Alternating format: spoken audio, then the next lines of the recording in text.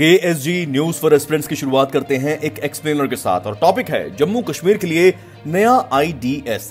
जम्मू कश्मीर के विकास के लिए 28,400 करोड़ की नई औद्योगिक योजना है जिससे 4.5 लाख लोगों को रोजगार मिलेगा। जम्मू कश्मीर प्रशासन ने 7 जनवरी को 28,400 करोड़ रुपए की नई इंडस्ट्रियल डेवलपमेंट स्कीम यानी IDS की घोषणा की है, जिसका मकसद राज्य में निवेश, रोजगार सृजन को बढ़ावा देना है। IDS का मकसद जम्मू कश्मीर के ब्लॉक स्तर पर और दूर दराज के इलाकों तक औद्योगिक विकास करना है। दूरगामी परिणाम वाली ये योजना इस क्षेत्र में सोशियो इकोनॉमिक डेवलपमेंट के नए युग की शुरुआत करने और लोगों की आकांक्षाओं को पूरा करने में महत्वपूर्ण भूमिका निभाएगी। ये योजना अधिसूचना जारी होने की तारीख से लेकर साल 2037 तक के लिए है और इसका कुल खर्च है 28,400 करोड़ रुपए।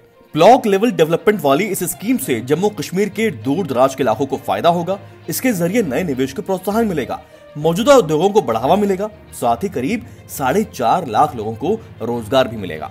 स्कीम से जुड़े कुछ इंसेंटिव समझ लीजिए। Capital investment incentive will be made available at the rate of 30% in Zone A urban and 50% in Zone B rural on investment made in plant and machinery in manufacturing or construction of building and other durable physical assets in service sectors. Units with an investment up to rupees 50 crore will be eligible to avail this incentive. Maximum limit of incentive is rupees 5 crore and rupees 7.5 crore in Zone A and Zone B respectively. Similarly, capital interest subvention is at the annual rate of 6% for maximum 7 years on loan amount, up to rupees 500 crore for investment in plant and machinery in manufacturing or construction of building and all other durable physical assets in service sectors.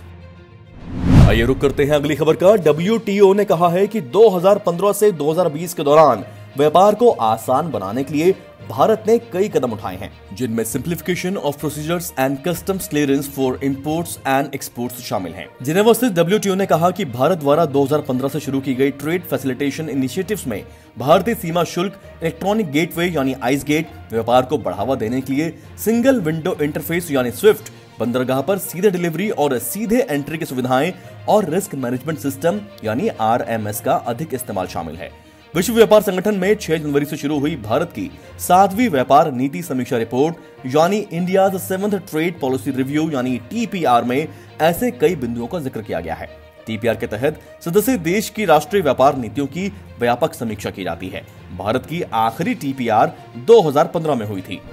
आइए बात करते हैं floating solar project के बारे में। दुनिया की सबसे बड़ी सौर ऊर्जा परियोजना मध्य प्रदेश में नर्मदा नदी के ओंकारेश्वर बांध पर बनेगी। 600 मेगावाट की सोलर एनर्जी प्रोजेक्ट 2022-2023 तक बिजली उत्पादन भी शुरू कर देगी। सौर परियोजना की अनुमानित निवेश राशि है 3,000 करोड़ रुपए। International finance corporation, world bank और पावर ग्रिड ने इस प्रोजेक्ट के विकास के लिए सहायता प्रदान करने के लिए सैद्धांतिक सहमति प्रदान की है। वर्ल्ड बैंक के सहयोग से प्रोजेक्ट का प्राइमरी फिजिबिलिटी स्टडी पूरा हो चुका है। ट्रांसमिशन लाइन रूट सर्वे का काम इस महीने पावर ग्रिड द्वारा प्रोजेक्ट एरिया से खंडवा सब स्टेशन तक शुरू होगा। Madhya Pradesh power management company ने प्रोजेक्ट से 400 मेगावाट बिजली खरीदने के लिए सहमति भी दे दी है। इस परियोजना में ओंकारेश्वर बांध के बैक वाटर में 600 मेगावाट पावर जनरेशन कैपेसिटी के फ्लोटिंग सौर पैनल होंगे। बांध में सोलर पैनल लगाकर लगभग 2000 हेक्टेयर वाटर एरिया में बिजली का उत्पादन किया जाएगा। आइए बात करते हैं प्रवासी भारतीय दिवस के बारे में।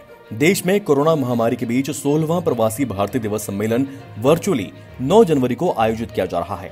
16वें प्रवासी भारतीय दिवस सम्मेलन की थीम है कंट्रीब्यूटिंग टू आत्मनिर्भर भारत यानी आत्मनिर्भर भारत में योगदान।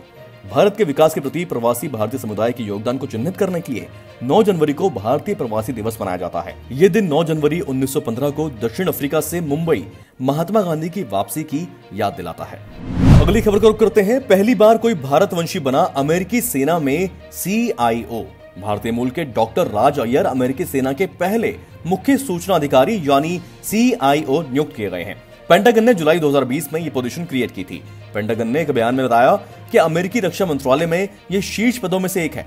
इलेक्ट्रिकल इंजीनियरिंग में PhD करने वाले अय्यर सेना के सेक्रेटरी के प्रिंसिपल एडवाइजर हैं और इंफॉर्मेशन मैनेजमेंट, इंफॉर्मेशन टेक्नोलॉजी में सेक्रेटरी का सीधे तौर पर प्रतिनिधित्व कर चुके हैं। अमेरिकी सेना में 3 स्टार जनरल के समकक्ष इस पद को ग्रहण करने वाले अय्यर सेना में IT ऑपरेशंस के $16 अरब के वार्षिक बजट पर मार्गदर्शन करेंगे। और 100 देशों में तैनात करीब 15,000 असैन्य और सैन्य कर्मी उनके अधीन काम करेंगे। अय्यर प्रतिद्वंदी चीन और रूस के खिलाफ अमेरिकी सेना को डिजिटल स्तर पर मुकाबला करने के लिए आधुनिकीकरण और नीतियों के एग्जीक्यूशन में मार्गदर्शन करेंगे। डॉक्टर राज अय्यर मूल रूप से तमिलनाडु के तिरुचिरापल्ली से बिलोंग करते हैं और बेंगलुरु में बड़े हुए। उन्होंने त्रिची के नेशनल इंस्टीट्यूट ऑफ टेक्नोलॉजी से अंडर ग्रेजुएट किया और आगे की पढ़ाई के लिए अमेरिका चले गए। आइए एक सर्वे रिपोर्ट की बात करते हैं। भारत में 2050 तक 3 गुना हो जाएगी बुजुर्गों की आबादी, हेल्थ मिनिस्ट्री की रिपोर्ट। देश में बुजुर्गों की संख्या बढ़ोतरी की रफ्तार काफी तेज हो रही है। अभी के मुकाबले 2050 में ये संख्या करीब 3 गुना हो जाएगी। 2011 में हुई जनगणना को आधार बनाया जाए तो 2050 में देश में 31 करोड़ से अधिक बुजुर्ग होंगे। 2011 की जनगणना के मुताबिक देश में करीब 10 करोड़ लोगों की संख्या 60 साल से ज्यादा है। हर साल की संख्या करीब 3% से बढ़ रही है। रिपोर्ट के मुताबिक 60 साल से ज्यादा उम्र वाले करीब 55% लोग भारत में किसी न किसी पुरानी बीमारी से जूझ रहे हैं। इनमें भी करीब 40% लोगों में किसी न किसी तरह की अक्षमता है, जबकि 20% लोगों में मानसिक तनाव या बीमारी जैसे लक्षण हैं। रिपोर्ट कहती है जो 55% बुजुर्ग किसी बीमारी से जूझ रहे हैं, उनमें से 90% ऐसी हालत में हैं जिनका घर में इलाज संभव है, लेकिन 10% लोग ऐसे भी हैं जिन्हें जल्द ही किसी बड़ी प्रोफेशनल हेल्प की जरूरत है। स्वास्थ्य मंत्रालय की अगुवाई में इस रिपोर्ट को IIPS, Harvard school of public health, university of south California आदि ने तैयार किया है। भविष्य के लिए नीतियां तैयार करने के हिसाब से इस प्रकार की स्टडी की गई है। इस रिपोर्ट को तैयार करने के लिए देश के सभी राज्यों, केंद्र शासित प्रदेशों में सर्वे किया गया, जिसमें करीब 70,000 से अधिक लोगों ने हिस्सा लिया है। आइए स्पोर्ट्स को रुख करते हैं। सिडनी के मैदान में रचा गया इतिहास। पुरुष टेस्ट मैच में पहली बार महिला अंपायर। भारत और ऑस्ट्रेलिया के बीच सिडनी में हुए तीसरे टेस्ट मैच में मैदान से लेकर खिलाड़ियों, स्टंप से लेकर दर्शक स्टैंड तक सब कुछ पिंक पिंक नजर आ रहा था। मैच के दौरान लोग ब्रेस्ट कैंसर जागरूकता अभियान में अपना समर्थन जताने के लिए पिंक रंग के कपड़े पहनते हैं। खास बात यह है कि मैच क्लेयर पोलोसक के लिए भी याद रखा जाएगा। 144 साल के टेस्ट क्रिकेट इतिहास में ऑस्ट्रेलिया की क्लेयर पोलोसाक पुरुषों के टेस्ट क्रिकेट में अंपायरिंग करने वाली पहली महिला अधिकारी बन गई। न्यू साउथ वेल्स में रहने वाली 32 वर्षीय क्लेयर ने चौथे अंपायर की भूमिका अदा की है। पोलोसाक इससे पहले पुरुष एक दिवसीय अंतर्राष्ट्रीय क्रिकेट मैच में अंपायरिंग करने वाली पहली महिला अंपायर बनने की उपलब्धि हासिल कर चुकी हैं। उन्होंने 2019 में नामीबिया और ओमान के बीच विश्व क्रिकेट लीग डिवीजन 2 के मैच में अंपायरिंग की थी। चौथे अंपायर का काम मैदान में नई गेंद लाना, अंपायरों के लिए ड्रिंक ले जाना, लंच और चाय के दौरान पिच की देखभाल और लाइट मीटर से रोशनी की जांच करना होता है। किसी परिस्थिति में मैदान अंपायर के हटने के बाद तीसरे अंपायर को मैदान में सेवाएं देनी होती है, जबकि चौथे अंपायर को टेलीविजन अंपायर की भूमिका निभानी होती है। चलते चलते ये भी जान लीजिए कि जम्मू कश्मीर काडर हुआ समाप्त। अफसर AGMUT में शामिल। केंद्र शासित जम्मू कश्मीर में IAS, IPS और IFOS काडर के अधिकारियों का AGMUT यानी अरुणाचल प्रदेश, गोवा, मिजोरम केंद्र शासित प्रदेशों के काडर में विलय कर दिया गया है। इस संबंध में एक अहम फैसले में केंद्र सरकार ने IAS, IPS और IFOS अधिकारियों का जम्मू कश्मीर काडर खत्म कर दिया। केंद्रीय कानून और न्याय मंत्रालय ने गुरुवार को राष्ट्रपति रामनाथ कोविंद द्वारा हस्ताक्षरित अधिसूचना जारी की। जम्मू कश्मीर पुनर्गठन संशोधन अध्यादेश 2021 के अंतर्गत जारी की गई अधिसूचना के तहत जम्मू कश्मीर काडर के IAS, IPS और भारतीय वन सेवा के अधिकारियों को अब AGMUT काडर के तहत लाया गया है।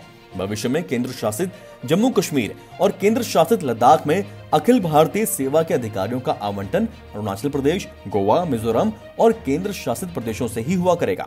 इस संबंध में केंद्र सरकार के नियमों के तहत जरूरी संशोधन किए जाएंगे। जिन अधिकारियों को अरुणाचल प्रदेश, गोवा, मिजोरम और केंद्र शासित काडर मिला है, वह केंद्र सरकार द्वारा निर्धारित नियमों के तहत ही काम करते रहेंगे। KSG न्यूज फॉर एस्पिरेंट्स के आज के बुलेटिन में इतना ही। आप अपनी तैयारियां जोर शोर से करते रहिए और सफल होइए। Thank you.